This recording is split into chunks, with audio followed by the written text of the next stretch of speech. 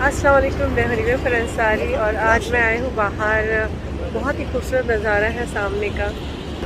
सामने एक होटल है पिकनिक पॉइंट, इसके सामने ये सारा नज़ारा है और बहुत ही अच्छी होटल है वो। हम अक्सर वहाँ जाया करते हैं और इस वक्त जो है बारिश आई हुई थी तो जो नदी है वो काफ़ी फुल हो चुकी थी। बारिशों के मौसम में तो ये जगह बहुत ज़्यादा ही खूबसूरत हो जाती है। और अभी हम जा रहे हैं पारुल, जो मेरी पसंदीदा जगहों में से एक है। यहाँ पे छोटे छोटे गांव नज़र आते हैं, हरियाली नज़र आती है, तो ये मेरी फेवरेट जगह है। आप भी देखें, बहुत ही खूबसूरत जगह है।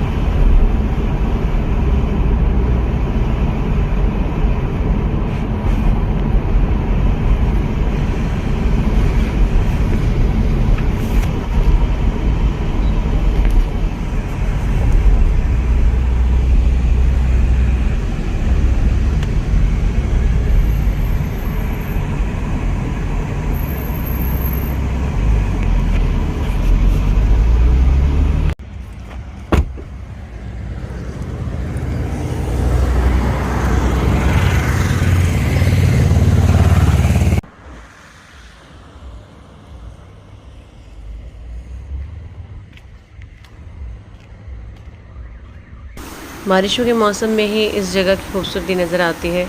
ये देखें, ऐसा लगता है जैसे किसी ने पेंटिंग कर दिया है।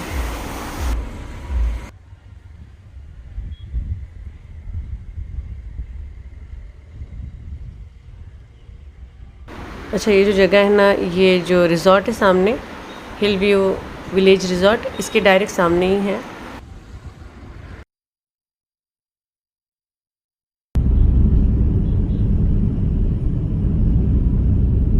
चाय नींबू डाल के, लेमन टी। Lemon tea.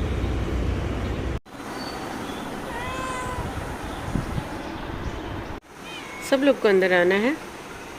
ये देखो,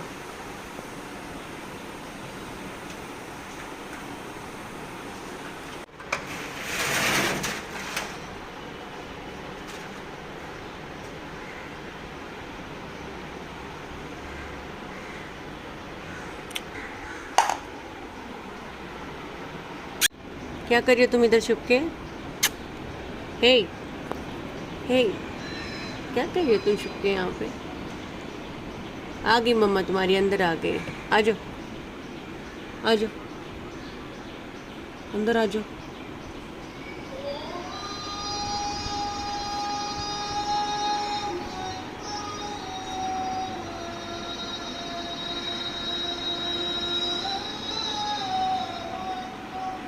कल मेरे हस्बैंड मालशेज घाट गए थे ना, तो वहाँ से ये सब्ज़ी लेकर आए हैं।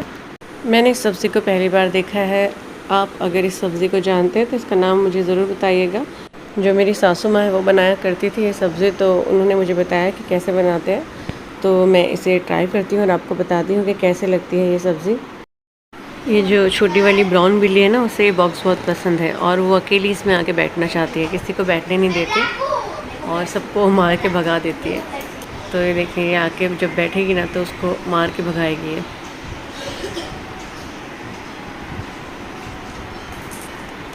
और ऐसे बहुत सारे वीडियो हैं जिसमें ना ये बॉक्स में बैठ जाती है और किसी को भी नहीं आने देती अपने इस बॉक्स में।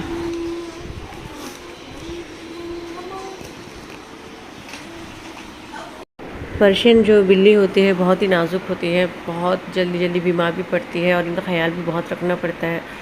छोटे बच्चों को जो है इंजेक्शन लगाने पड़ते हैं, बाकायदा बच्चों की तरह इनको ध्यान रखना पड़ता है।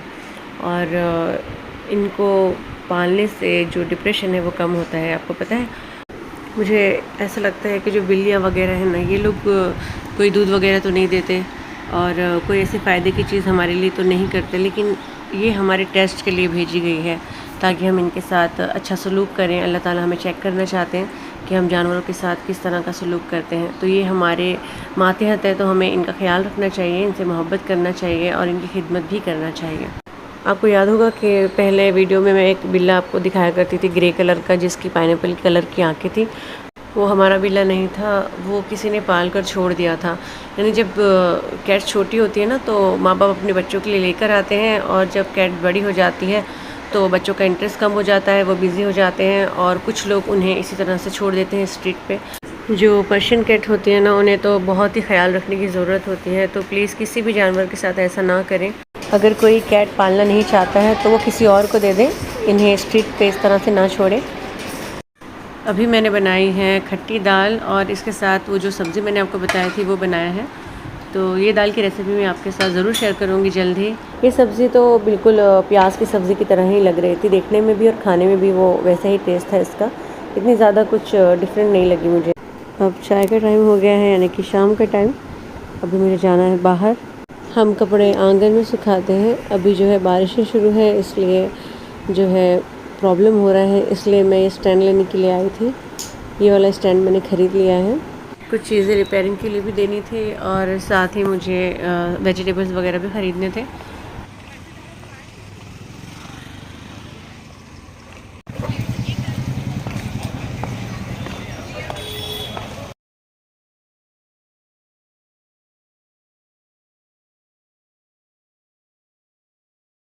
खुशबूदार अगरबत्तियाँ यहाँ बहुत अच्छी मिलती हैं, तो वो भी ख़त्म हो गई थी तो मैं यहाँ लेने आई थी।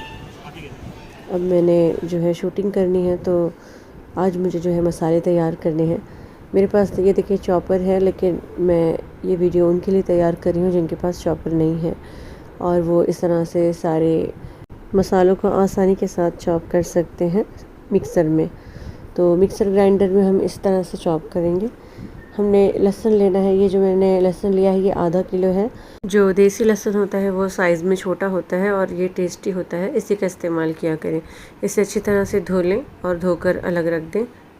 जो लहसुन है इसमें पानी नहीं होना चाहिए। इसे अच्छी तरह से साफ़ करके ग्राइंडर में डाल दें और इसके बाद हम इसे इस तरह से क्रश करेंगे।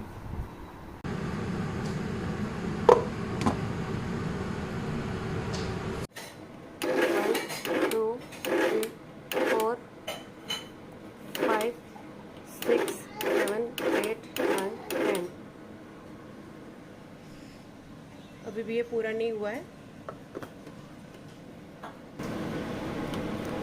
1 2 3 4 5 6 7 8 9 10। इसको मुझे थोड़ा सा और बारीक करना है, तो थोड़ा सा मोटा रखना है, तो कुछ ऐसा होगा। थोड़ा सा और बारीक करेंगे। मिक्सर ग्राइंडर में 3 लेवल होते हैं, जैसे 1 2 और 3। तो जो 1 नंबर होता है उस पर ज़्यादा फास्ट नहीं होता। 2 और 3 नंबर जो होता है उस पर फास्ट हो जाता है मिक्सर ग्राइंडर। तो आपको क्या करना है, फर्स्ट पे लेकर आना है और इस तरह से बंद करते जाना है। अगर आपने 2 या 3 लेवल पे इसे पीसा तो ये बारीक पीस जाएगा। सिर्फ 1 लेवल पे ही आपको इसे इस तरह से रुक रुक के घुमाना है मिक्सर ग्राइंडर को, तो ही ये इस तरह से क्रश होगा। उम्मीद है आप समझ गए होंगे। बीच बीच में आप जो है चम्मच चला दें 10 से 15 काउंट करने के बाद। और ये आधा किलो लहसुन था, तो इसलिए मुझे इसे पीसने में कुछ 65 टाइम चलाना पड़ा। तो इस तरह से काउंट करते हुए, यानी कि 10 के बाद वापस आप ढक्कन खोलें और मिक्स करें और फिर से 10 बार इसी तरह से चलाएं। 10-10 बार चलाने के बाद आप चेक करते जाएं। तो अगर आपने आधा किलो से कम लिया होगा ना लहसुन, तो वो और भी जल्दी हो जाएगा। ये देखिए कितनी अच्छी तरह से क्रश हो चुका है ना। अब हम इसे निकाल देंगे किसी प्लेट में और इसके बाद हम इसे किसी एयर टाइट डिब्बे में बंद करके फ्रिज में रख देंगे और जब तक चाहेंगे इसे इस्तेमाल कर सकेंगे।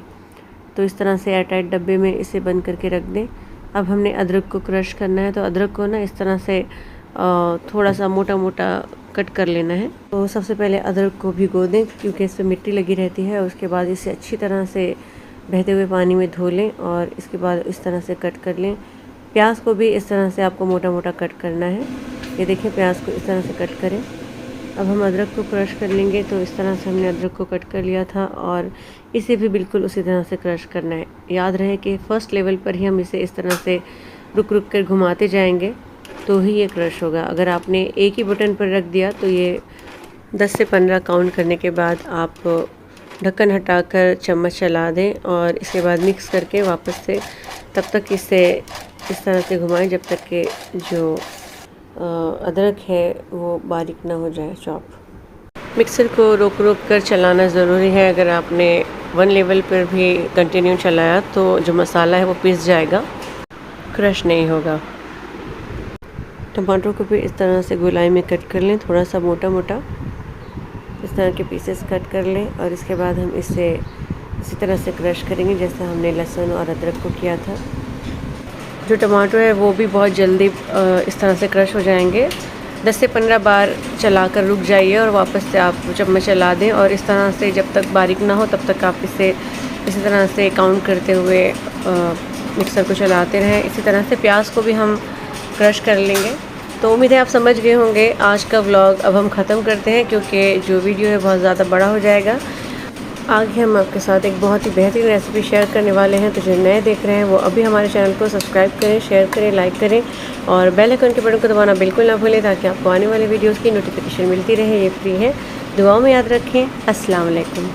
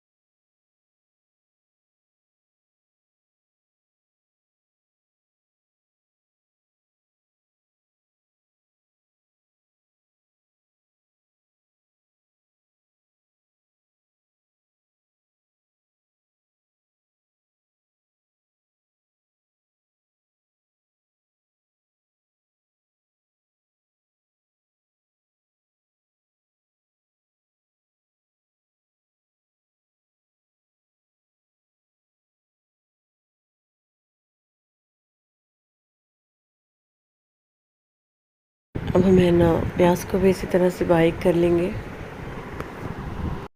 तो ये देखिए मिक्सर ग्राइंडर में हमने कितनी अच्छी तरह से इसे बारीक चॉप कर लिया है और ये सारी चीज़ें इसी तरह से कट करके हम चाइनीज़ डिशेस तैयार कर सकते हैं, चिकन स्टार्टर्स तैयार कर सकते हैं और इसी तरह से मिर्चियों को भी हम क्रश कर लेंगे।